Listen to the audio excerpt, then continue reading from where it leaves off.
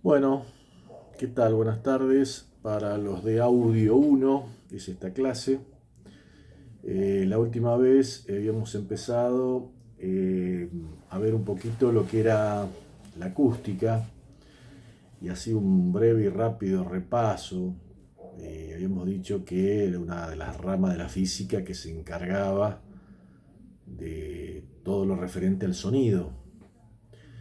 Y habíamos comentado que las formas de propagación del sonido son muy diferentes a lo que veníamos viendo en las clases anteriores respecto de la propagación de ondas electromagnéticas, o sea, es completamente diferente. Habíamos dicho que era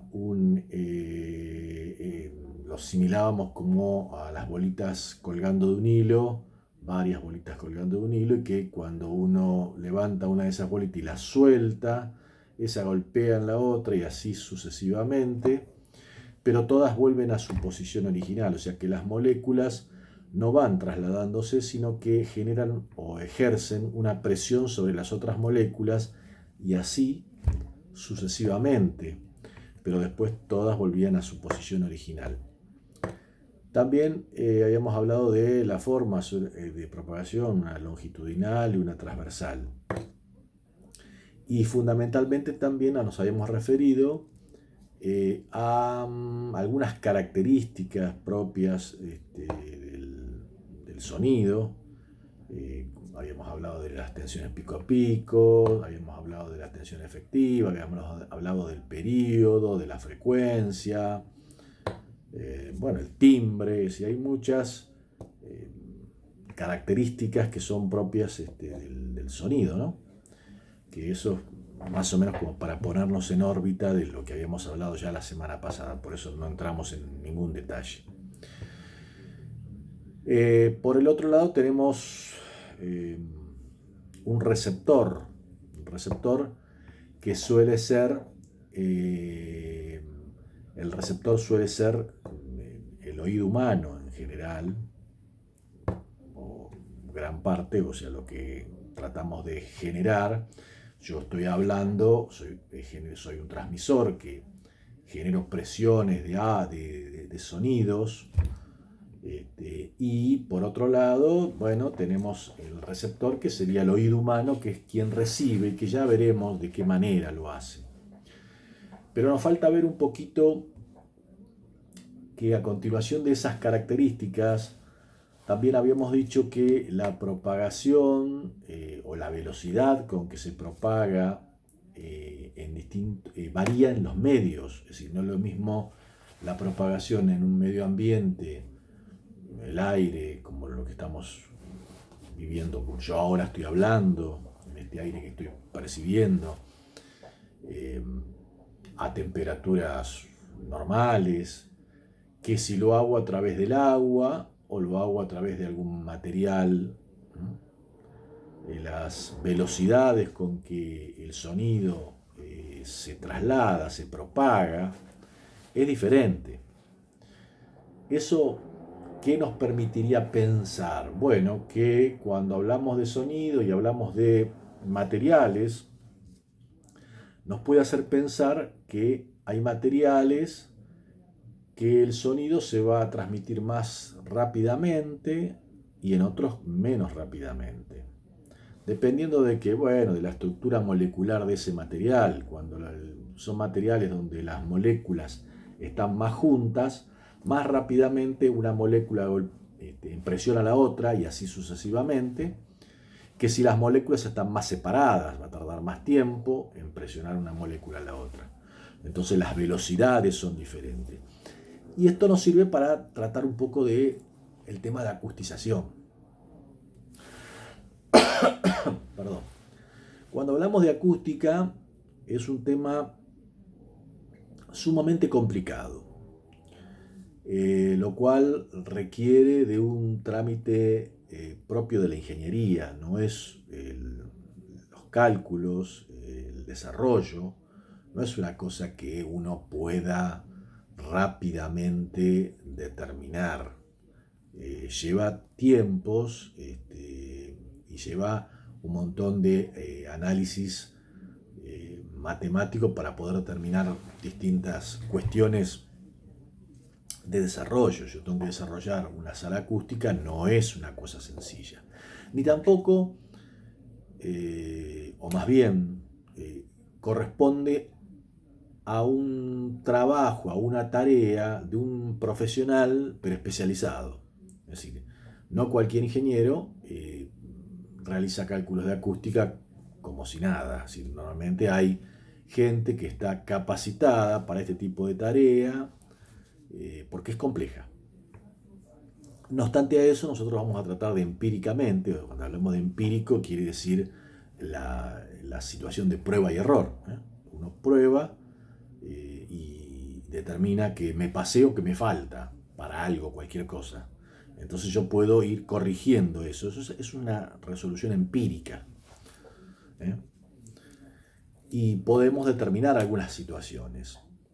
Tenemos que tener en cuenta que el sonido en su propagación, desde lo que habíamos dicho, el transmisor, por ejemplo, yo hablando, y el receptor, ustedes escuchando, bueno, ahora lamentablemente es a través de un video, pero normalmente cuando uno está frente a otra persona, el receptor lo pone la otra persona, que es el oído, y uno está hablando, y es el transmisor. El sonido se va propagando en el medio, en este caso el aire, como habíamos dicho, con una presión de molécula en molécula, pero hay formas de propagación. Así como habíamos visto en radiofrecuencia, que había formas terrestres, visuales o directas, bueno, acá las formas en que se van a transportar esas señales pueden ser en forma directa. Por ejemplo, yo hablo y todas esas señales que van en forma directa al receptor, al oído de ustedes. O aquellas que, porque el sonido se va a transmitir para todos lados, 360 grados, o sea, en todos los ambientes. Entonces, va a haber señales que van a ir directamente al oído, son señales directas, y va a haber otras que van a ir para una pared, para la otra, hacia el suelo, hacia el techo. ¿Y qué va a pasar con esas señales? Bueno, esas señales van a, de alguna manera, rebotar en esas superficies y seguir rebotando en algunos casos varias veces más o no, hasta llegar al oído, hasta el receptor. Entonces va a haber una diferencia, que es fundamental, entre esas señales que son directas, que van a tardar un tiempo, estamos hablando de microsegundos, ¿no?, a las otras que van a ir rebotar en el techo e ir al oído, o rebotar en el techo, rebotar en el piso, rebotar en la otra pared y después recién ir al oído. Va a haber, son las reflexiones tempranas que le dicen, que pueden ser de una sola reflexión o de varias reflexiones. Cuanto más reflexiones tenga, más tiempo va a tardar desde que salió del transmisor hasta que llegó al receptor. Y eso es lo que se conoce como la reverberación. Lo que ustedes normalmente de chico manifestaban o jugaban cuando podían hacer el famoso eco. ¿Por qué? Cuando decimos hola y hola, hola, se escucha en algunos lugares muy particulares, no hacemos más ni menos que ese hola que primero llega en forma directa, que es las señales directas del transmisor al receptor, y ese hola, hola, hola, hola que se repite son las señales que van llegando después de reflexionar en distintas superficies. Hay superficies que son, podríamos decir, más porosas y otras más reflectivas. Entonces, hay distintos materiales que se utilizan para estas funciones. Pero acá lo importante es entender cuál es el proceso. Es decir, uno tiene que entender que cuando uno está en un recinto puede tener situaciones de reverberación. Y esa reverberación no es más ni menos que el eco, y ese eco es porque hay circunstancias de materiales o de dimensiones de ese ambiente que hacen que permitan que ese sonido que mayoritariamente es directo, también tenga muchas reflexiones y llegue al receptor, al oído, tardíamente, y entonces produce ese eco. Que para algunos de los casos, muy pocos casos, puede ser beneficioso, pero que en general es perjudicial. Ustedes imagínense en un canal de televisión, en un estudio de grabación o en un estudio de radio, si yo digo, estamos acá en emisora Bahía y todo eso, estamos acá en emisora Bahía, estamos acá en emisora... Sería horrible el funcionamiento de un estudio en general. Por eso es que el eco, la reverberación, es perjudicial y hay que tratar de eliminarlo. Y eso es el trabajo de lo que se hace en las salas acústicas. Es decir, no es casualidad que el teatro argentino en su reconstrucción haya trabajado ingenieros que son especialistas en sonido. Lo mismo ha pasado con el Teatro Colón, con grandes centros donde el sonido es importante. Y acá sí uno debe merituar y tener en cuenta los materiales que yo voy a usar. Cuando uno está en un ambiente abierto, yo voy al parque, a un parque, y digo hola, y ahí no va a haber reflexión. ¿Por qué? Porque el sonido se va a expandir 360 grados en todas direcciones, con el mismo nivel, y no va a haber inconveniente porque no hay situaciones de reflexión ahí. Las reflexiones son mínimas. Lo que sí va a haber es una atenuación de esa señal, que cada vez que duplico esa señal va a bajar 6 dB esa señal. Los dB es una forma de medición de los niveles en general, en este caso el de audio. Pero bueno, no entremos mucho en el tema para no confundir. Y que si yo quisiera un sonido duplicar su volumen, no es aumentarlo al doble, sino que para poder duplicar la distancia que yo llego, si yo llego con mi voz en un lugar abierto donde no hay reflexiones, llego a cubrir 10 metros, por decir, si yo quiero cubrir 20 metros, necesito aumentar mi volumen 10 veces. ¿Por qué? Porque es logarítmico, no es lineal la transmisión de ese sonido. Eso a título más informativo, por lo menos para que lo tengan presente, que no es, bueno, si hay que llego a 100 metros, tengo que llegar a 200, entonces aumentemos la potencia de audio al doble. No. Si lo estoy haciendo con un amplificador, con un micrófono y llego a 100 metros, no, pero necesito llegar a 200 metros. Bueno, no, y tengo 10 vatios, por decir algo. No puedo poner 20, tengo que poner 200. Perdón, 10 veces más, 100. Tenía 10 vatios, 100. Tengo que multiplicar por 10. ¿Para qué? Para poder llegar al doble de distancia.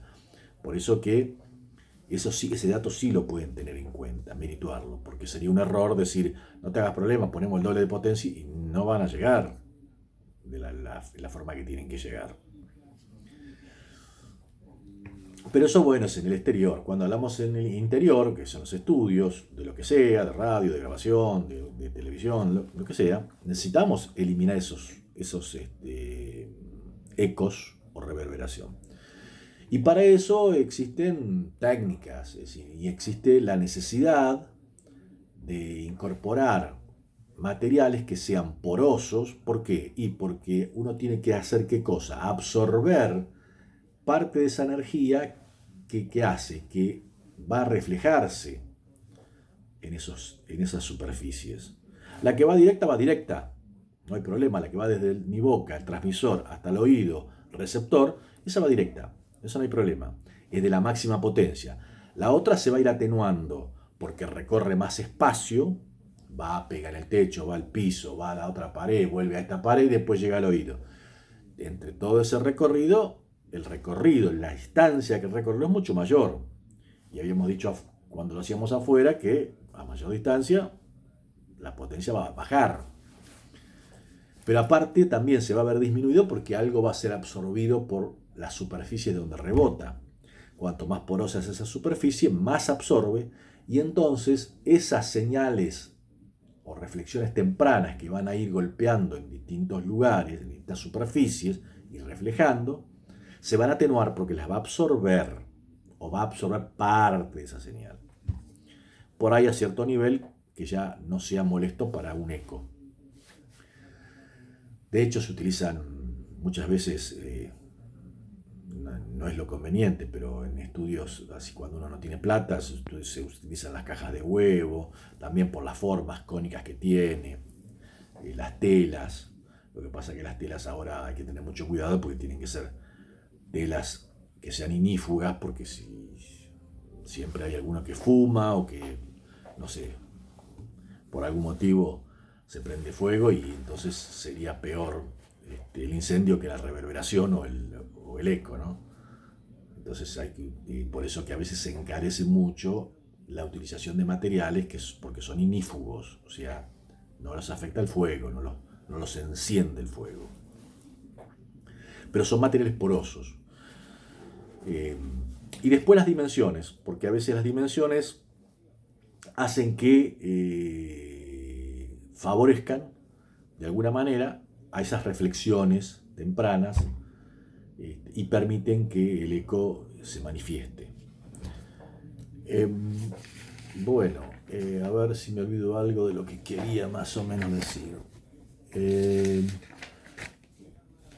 Cuando, en términos generales, podemos decir que el tiempo, si queremos calcular básicamente un tiempo de reverberancia, bueno, hay una fórmula sencilla que habla de que es un coeficiente, un factor fijo que es 0.163 por el volumen del ambiente que yo quiero hacer, por un coeficiente del material, los materiales que yo estoy utilizando, que es un coeficiente de absorción de los materiales que yo utilizo. Es una forma de más o menos calcular el tiempo de reverberancia que va a tener una señal de audio transmitida por lo que sea. Acá estamos refiriéndonos de que yo hablo y soy un transmisor. Podría yo estar con un micrófono y tener un amplificador y lo que de alguna manera está hablando es el parlante, ¿no? Porque donde saldría, o la columna, que donde salía el sonido. Pero bueno, es un ejemplo válido también.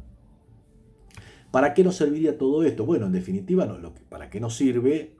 Es para entender que cuando uno tiene que hacer una acústica para que no exista eco, lo que tiene que empezar a utilizar son materiales porosos.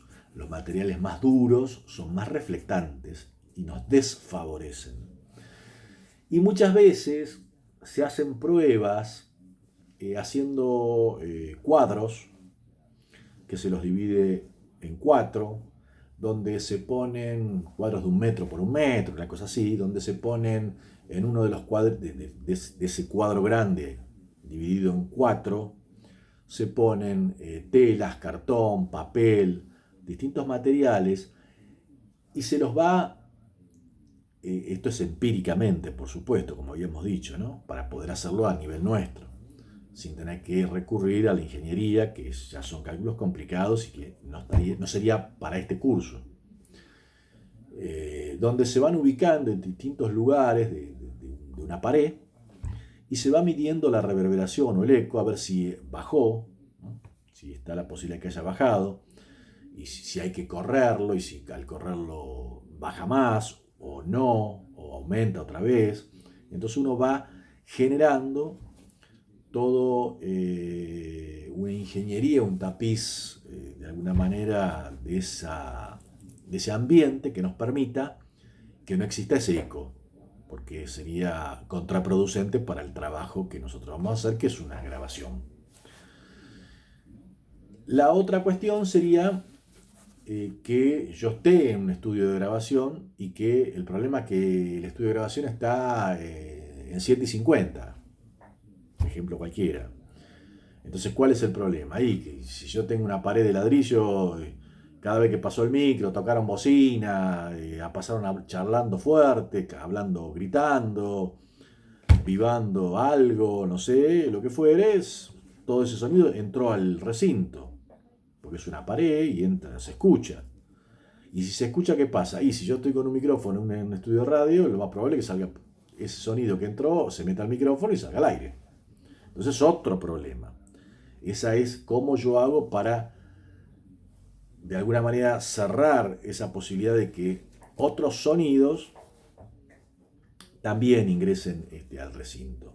No solo lo que es la acustización referido a evitar que yo tenga eco, sino también evitar que los sonidos externos entren a ese estudio. Para eso también hay técnicas, se utilizan las dobles paredes, de manera que quede un espacio de aire, se utilizan materiales más blandos para tratar de que de alguna manera absorban ese sonido que viene desde el exterior, las puertas blindadas, con separación de aire también. Así hay muchas técnicas, pero digamos que esa es la idea.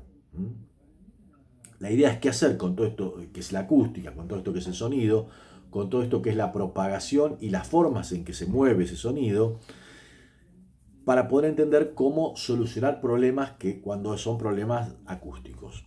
Por lo menos, como decíamos, venimos diciendo desde que comenzamos este video, en forma empírica, en forma de pruebas y errores, para evitar el cálculo que no está al alcance de este curso. Con esto más o menos la parte de sonido la vamos a dar por terminada, después haremos algún trabajito como para ver que quede algo más claro. Más claro quiero decir, a ver si ustedes entendieron, lo que no entiendan ya saben, tienen el WhatsApp, tienen el correo, me lo envían y los volvemos a aclarar. Bueno, que lo pasen lindo.